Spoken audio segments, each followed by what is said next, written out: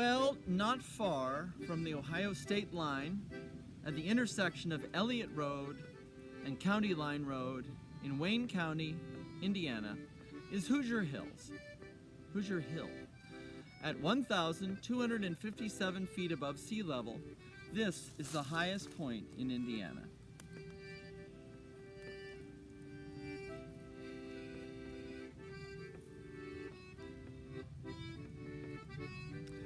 If someone did not tell you this was the highest point in Indiana, you would never know it. In fact, if someone did not tell you it was a hill, you would not know it either. Now, Clifty Falls, down in Jefferson County, 112 miles due south of Hoosier Hill, is something else altogether. You don't even need a sign to tell you what's going on there.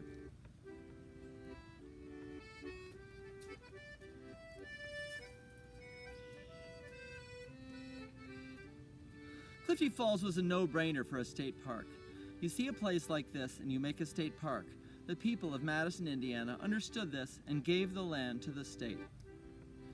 Writer's note: it might not have actually been that simple. Clifty Falls State Park is an Indiana state park on about 2 square miles of land. It was established on October 27, 1920, in the year that women got the right to vote and everybody lost the right to drink alcohol. You win a few and you lose a few, I suppose. What is in this park? Today, I'll be honest with you, I saw a snail. Taking its time, as you really need to do in the beautiful state parks of Indiana. This was on Trail 8, which is a gentle saunter along the canyon rim. The trail is filled with forbidding plunges off to the side, almost 400 feet. Plenty of signs warning you about them. The snail didn't seem to mind. Then there is Trail 2, the longest steep trail in the state of Indiana. It brings you to the bottom, all the way down to the bottom. And it traverses Clifty Creek Canyon, a rift in the earth so deep the sun only reaches the bottom in the middle of the day. In the middle of the day. The trail follows the rocky, fossil-filled riverbed of Clifty Creek. It can often be underwater. This is where the serious Hoosier hikers all end up. Not underwater, but on Trail 2. The Clifty Creek flows south of the Ohio River. Well, what else is there? There's the famous Bros Tunnel. It's not a natural cave, but an attempt at engineering and financing that made a 600-foot tunnel that never carried out its intended purpose to transport locomotives. The Madison and Indianapolis Railway Company ran out of money, and the tunnel, built in the 1850s, was never completed. You can't make fun of this, though. Have you ever tried to build a 600-foot tunnel? It's notoriously difficult. But now, the tunnel is the perfect refuge for bats, which love to hibernate there. What other animals live in the park, other than that snail earlier on? Well, there are the mice, possums, deer, raccoons. There's a frog or two, a copperhead or 3, a fish or 4, a butterfly or 5.